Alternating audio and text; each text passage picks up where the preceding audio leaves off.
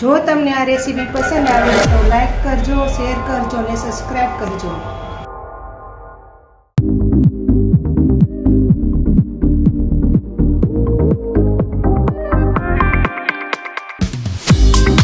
હું સગુણાબેન સ્યારા સુરતથી તમારું ગુજરાતી ફૂડમાં સ્વાગત છે. આજે આપણે બનાવીશું ગુંદાનો સંભારો.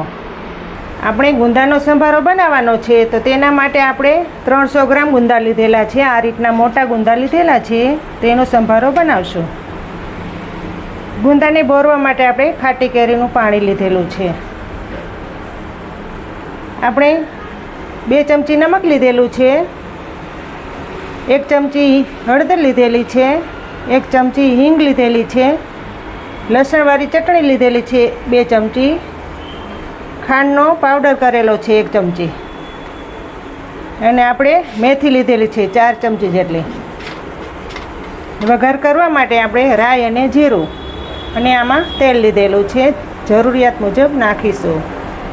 સૌ પ્રથમ તો પહેલાં આપણે ગુંદામાંથી બિયા કાઢી લેશું. આ રીતના મોટા ગુંદા લેવાના, તેનો સંભારો બહુ સારો થાય.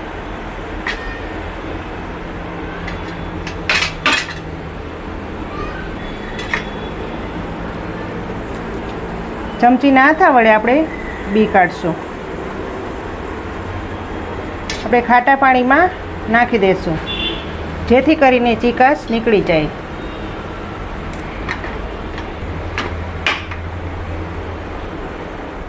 આ રીતના બધા ગુંદામાંથી બી કાઢી લેશું.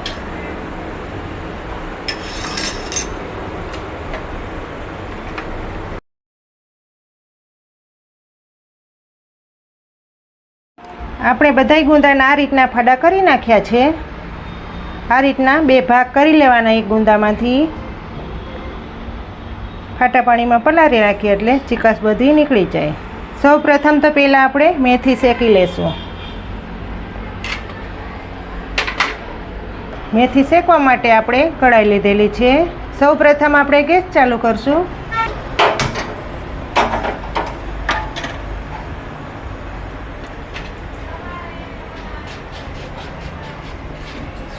આ રીતની સૂકી મેથી આવે તે લેવાની, તે આપણે શેકી લેશું કઢાઈમાં.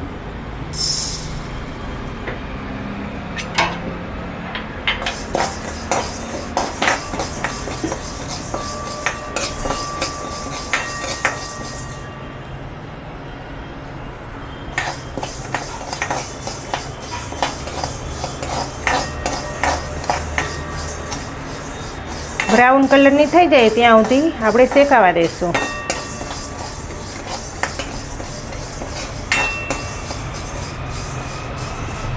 ગુંદાના સંભારામાં મેથીનો સ્વાદ બહુ સારો આવે છે.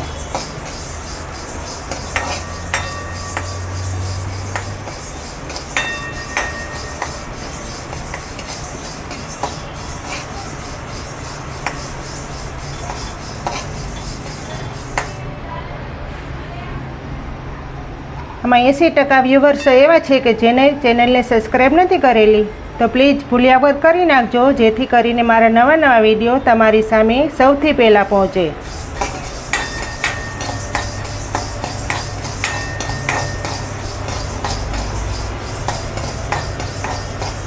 એકદમ બ્રાઉન કલરની થવા દેશું.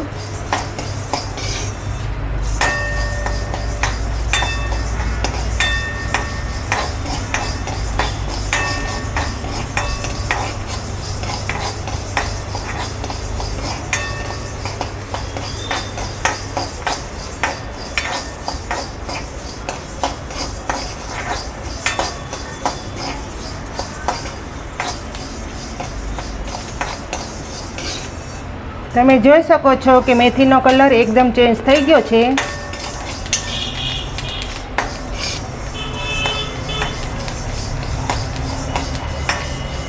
જેમ મેથી વધારે શેકાવા દઈએ એમ મેથીની કડવાશ ઓછી થઈ જાય છે. આ રીતની મેથી થવા દેવાની.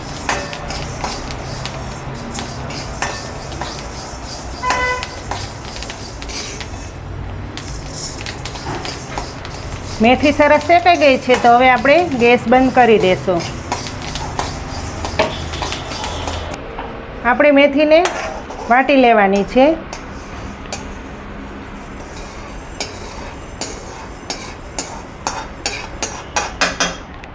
હવે આપણે ગુંદાનો સંભારો વઘારી લેશું.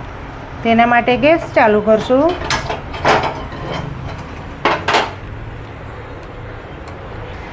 આપણે 2 પાવરા જેટલું તેલ નાખીશું.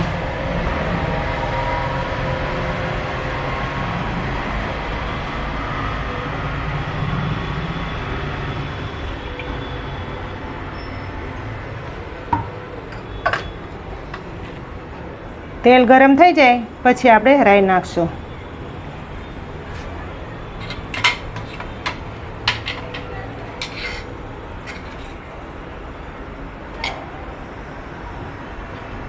તેલ ગરમ થઈ ગયું છે તો આપણે 1 ચમચી રાઈ નાખશું.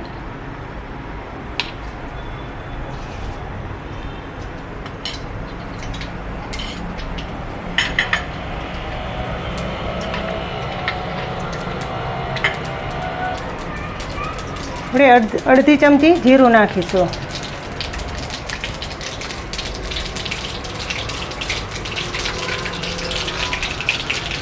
અડધી ચમચી હિંગ નાખીશું.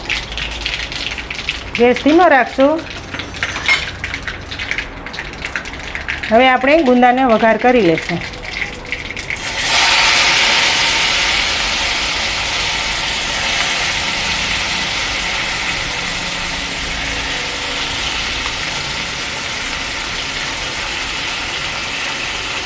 ખાટા પાણીમાં નાખવાથી ગુંદાની બધી ચીકાશ નીકળી જાય છે.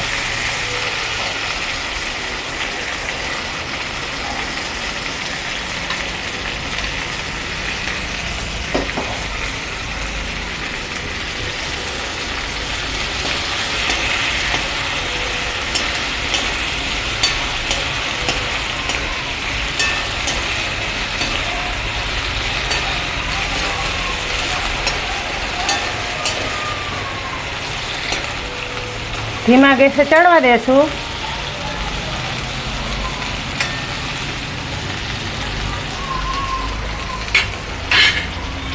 ગુંદાના સંભારામાં ગેસ હંમેશા ધીમો રાખવાનો, જેથી કરીને ગુંદા બળી ન જાય. ગુંદાનો સંભારો શેકાય ત્યાં સુધીમાં આપણે મેથી વાટી લેશું.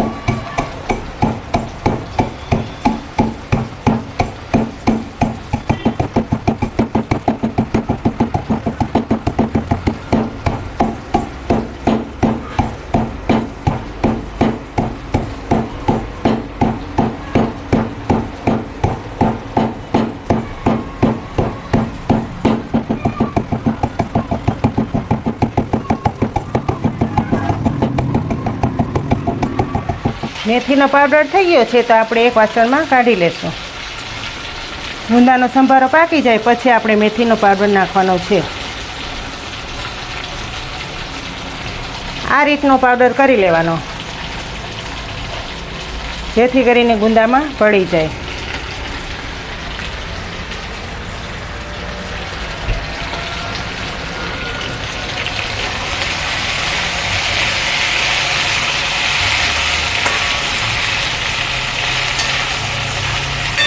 ગુંદાનો કલર બદલવા લાગ્યો છે.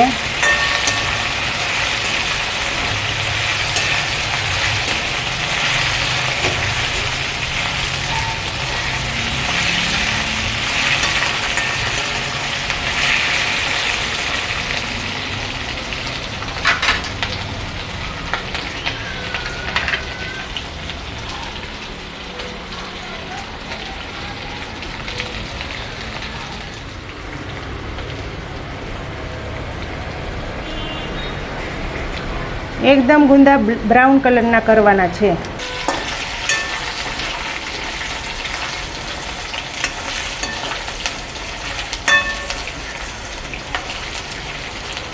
તમે જોઈ શકો છો કે ગુંદાનો કલર એકદમ બદલી ગયો છે. હજુ આપણે 5 મિનિટ રહેવા દેશું.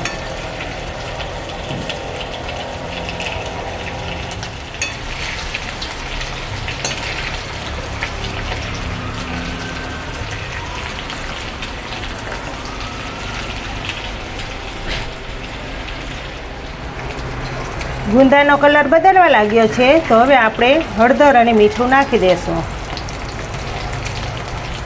એકદમ રતાળું કલરના ગુંદા કરવાના છે.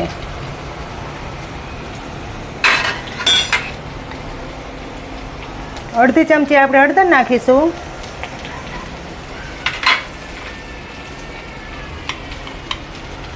અડધી ચમચી આપણે નમક નાખીશું.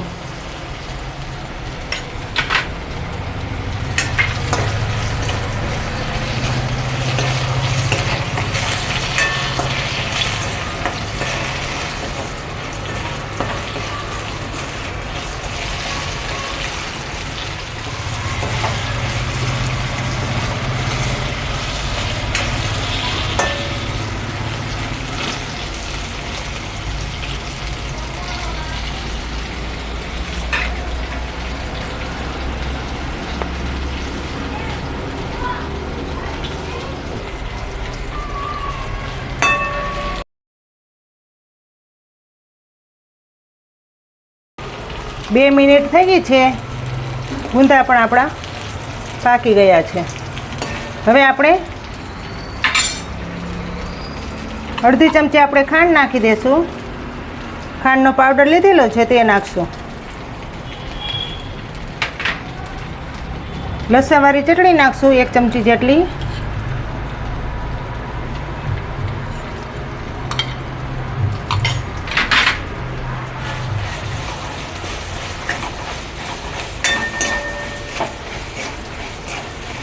આવો સંભારો બનાવીને ખાઈએ તો શાકની પણ જરૂર પડતી નથી. ખાવામાં બહુ સારો લાગે છે.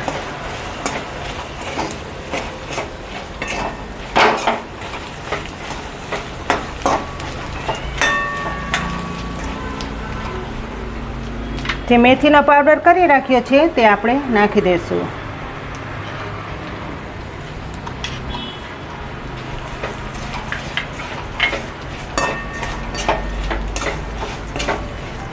થોડીક વાર આપણે ધીમા હાથે હલાવશું, જેથી કરીને ગુંદાનો સંભારો મિક્સિંગ થઈ જાય.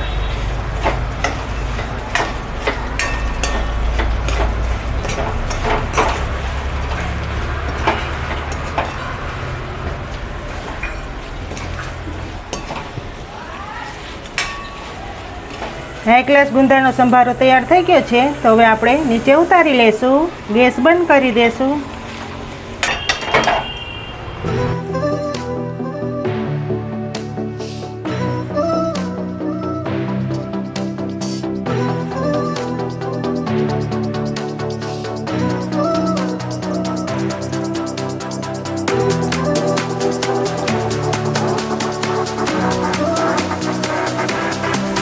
તૈયાર છે આપણો ગુંદાનો સંભારો. તમને જો મારી આ રેસીપી સારી લાગી હોય તો મારી ચેનલને લાઈક કરજો, શેર કરજો અને સબસ્ક્રાઈબ કરજો. જો તમને આ રેસીપી પસંદ આવી તો લાઈક કરજો, શેર કરજો અને સબસ્ક્રાઈબ કરજો. ચોક્કસથી તમે આ રેસીપી બનાવજો.